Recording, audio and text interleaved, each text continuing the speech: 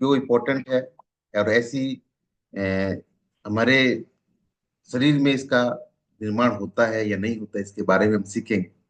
उससे पहले हमें जानना है कि शरीर को स्वस्थ रखने के लिए हमें कई चीजों की जरूरत होती है, क्योंकि स्वस्थ रखना और फिट रहना कोई चलन नहीं है, एक जीवन शैली है। और उस जीवन शैली को हमें, जो एक बेहतर लाइफ को जीना है, उसे अपनाना है, तो हमें एक स्वस्थ जीवन शैली को अपनाना पड़ेगा। अधिकतर लोग रोगों के उपचार की अपेक्षा रोगों से बचना ज्यादा श्रेष्ठ कष्ट माना जाता है, और ये आपको पता भी होना चाहिए कि हमें रोगों का उपचार करना है, उससे पहले हमें रोगों से बचना बहुत जरूरी है। और एक कहावत आपने सुनी होगी, इलाज से बेहतर क्या होता है, बचाव होता है। आप इलाज कराने से पहले उस चीज को समझना है कि जो भी रोग हुए हैं उससे हमें कैसे बचा जा सकता है। और आज के दुनिया के परिप्रेक्ष्य में बात की जाए, तो आज दुनिया में लोग युद्ध से खत्म नहीं होने वाले हैं। आज दुनिया में लोग या तो कोई इन्फेक्शन से, या कोई बीमारी से, या वायरस से, इन चीजों से खत्म हो रहे हैं। इसलिए स्वस्थ शरीर हर व्यक्ति के लिए पूंजी होती है।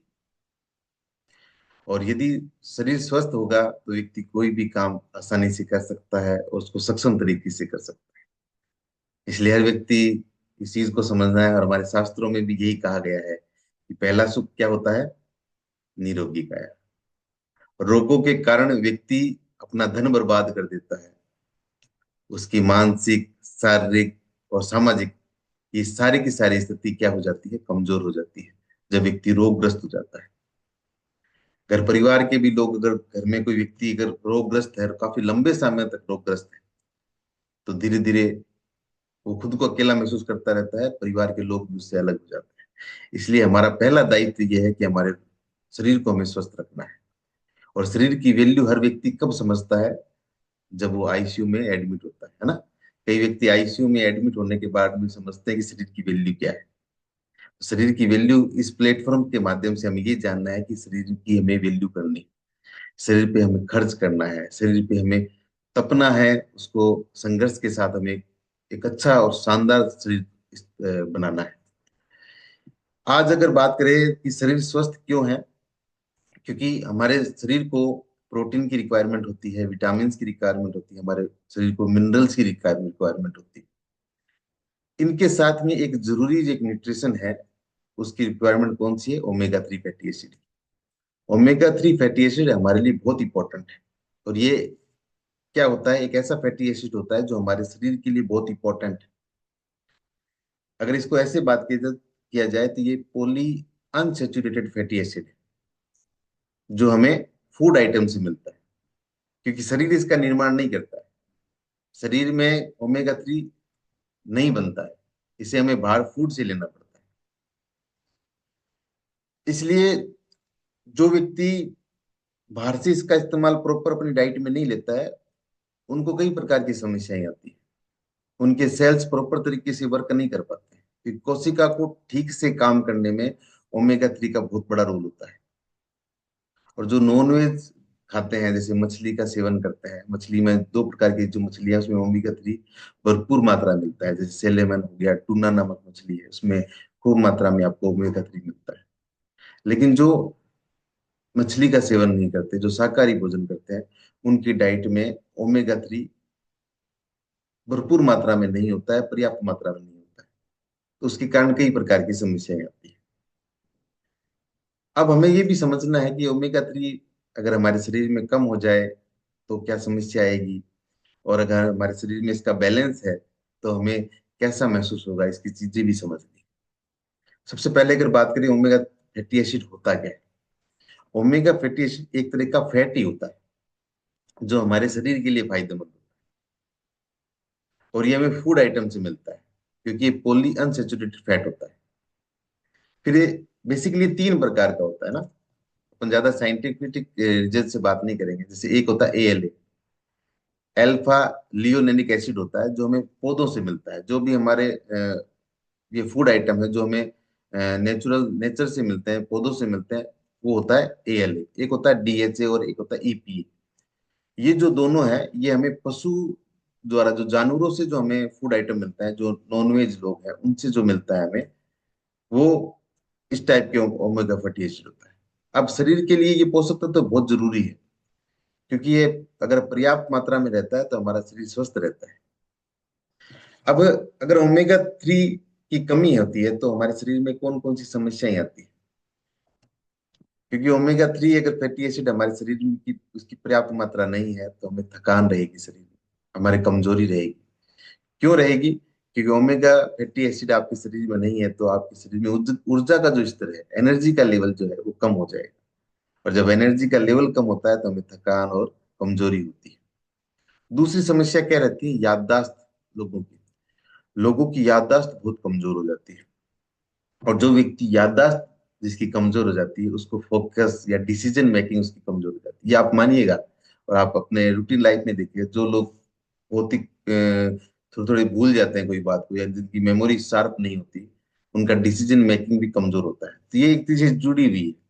और जिन लोगों का डिसीजन मेकिंग अच्छा नहीं होता, उनका मूड हमेशा स्विंग करता रहता है। मूड जो है वो उतार चढ़ाव रहता है मूड में।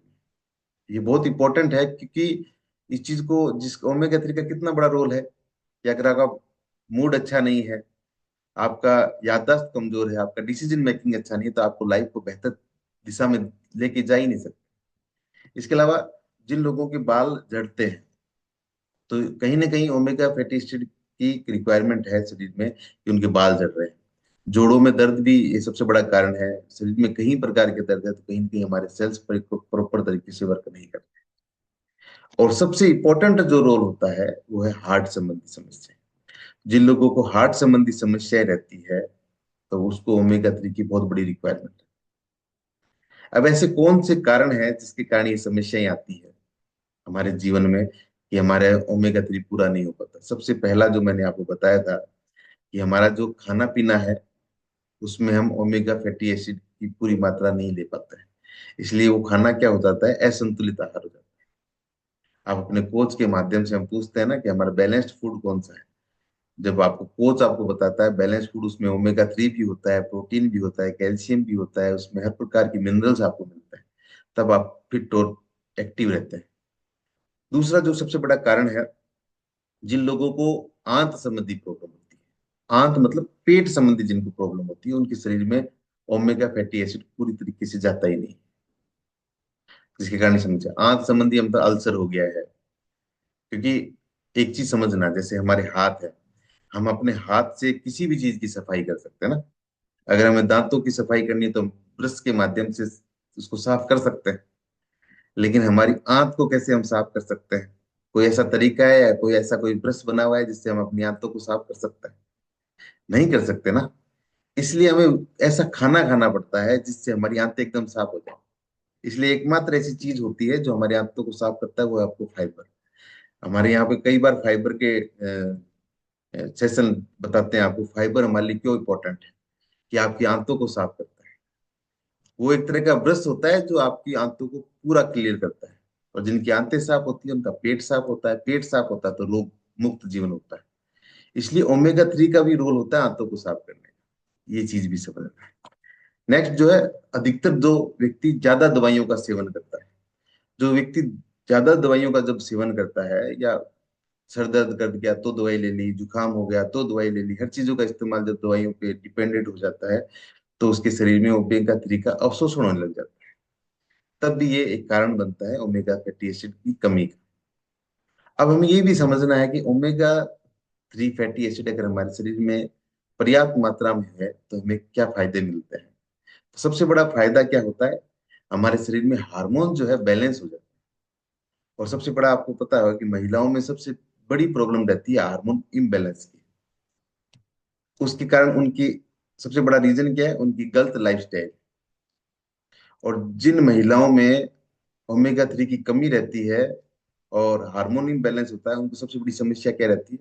उनके पीरियड्स कभी टाइम से नहीं आते हैं, उनको थायराइड की प्रॉब्लम रहती है, पीसीओडी की समस्या रहती है, इस प्रकार की समस्या रहती है। इसलिए ओमेगा 3 फैटी एसिड जब आपके शरीर में जाता है प्रॉपर मात्रा में, तो आप इन समस्याओं से निजात मिलता है। दूसरा, किसी की स्किन ग्लोइंग नहीं है, जो अपने आप को सुंदर दिखाना चाहता है, उसकी स्किन लोग कहे कि बहुत ही शानदार स्किन है, उसके लिए आपको ओमेगा 3 फैटी एसिड का इस्तेमाल करना पड़ेगा। उससे होगा क्या? आपकी स्किन मुलायम होगी, नमी युक्त होगी, त्वचा डिहाइड्रेट होगी, है ना, उससे होने से बचाता है। डिहाइड्रेट अगर हो जाती है आपकी त्वचा, तो आप ओमेगा 3 फैटी एसिड का इस्तेमाल आप मात्रा में होनी चाहिए। जिन लोगों को कील मुहासे अगर स्किन पे हो रहे हैं, तो उनसे भी बचाता है। और सबसे बड़ा आज का रीजन ये है कि लोग सनलाइट पे जैसे निकलते हैं, सूर्य के आगे निकलते हैं, तो लोग सोचते हैं टैनिंग हो जाती है। अगर आप ओमेगा 3 फैटी एसिड का पूरा इस्तेमाल करते हो, तो आपको टैनिंग नहीं होगी, आपको एक ग्लोइंग और अच्छी स्किन मिलती है, क्योंकि ये सूर्य की किरणों से हमें प्रॉपर रूप से बचाता है। एक और नेक्स्ट, अगर कोई महिला गर्भावस्था में है, या तो उसको भी ओमेगा 3 की बहुत बड़ी रिक्वायरमेंट रहती है, क्योंकि जो गर्भस्थ जो शिशु होता है, उसको उसके विकास के लिए भी ओमेगा 3 फैटी एसिड बहुत जरूरी होता है।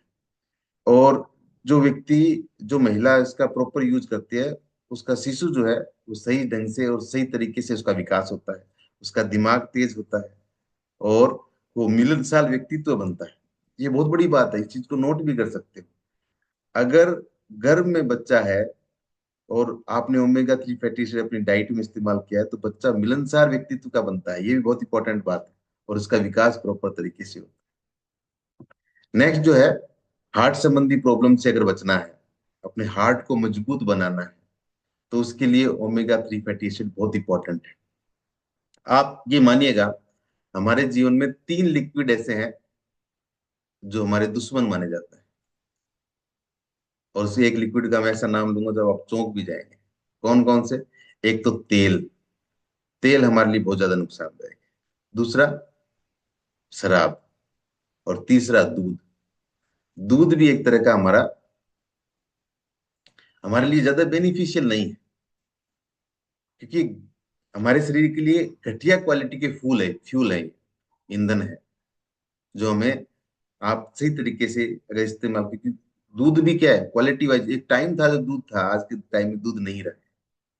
तो इसके अलावा बात करें, जो तेल है, नमक है, चीनी है, मिर्च है, ये हमारे दुश्मन है। क्योंकि ऑयल क्या करेगा? ऑयल अगर आप रेगुलर ज्यादा मात्रा में लेते हो, तो ये कोलेस्ट्रॉल के लेवल को बढ़ाता है, ट्राइग्लिसराइड को बढ़ाएगा, वीएलडीएल को बढ़ाएगा। नमक क्या करेगा? जो व्यक्ति नमक ज्यादा सेवन करता है, उसको बीपी की समस्या रहेगी, उसकी हाई बीपी रहेगा। जो व्यक्ति ज्यादा चीनी का सेवन करता है, स्वीट ज्यादा खाता है, उसको शुगर की समस्या हो सकती है। जो व्यक्ति मिर्ची का ज्यादा इस्तेमाल करता है, उसको अल्सर हो सकता है। तो ये चीजें क्या है, हमें इन चीजों से बचना है। और इस प्लेटफॉर्म से यही चीजें सिखाई जाती है, ऐसे कैसे बचा जाता है। तो अगर आपको अपने हार्ट को मजबूत करना है, तो ओमेगा 3 फैटी एसिड का इस्तेमाल करना बहुत जरूरी है। क्योंकि ओमेगा 3 फैटी एसिड आपके कोलेस्ट्रॉल को कम करता है। आपके हार्ट में जो आर्टरीज होती है, हार्ट से जो अटैच आर्टरीज होती है, उनको जो उसका जो सिकुड़न है, उसको मजबूत बनाता है और उसको खोलता है, जो उनको चौड़ा करता है बेसिकली।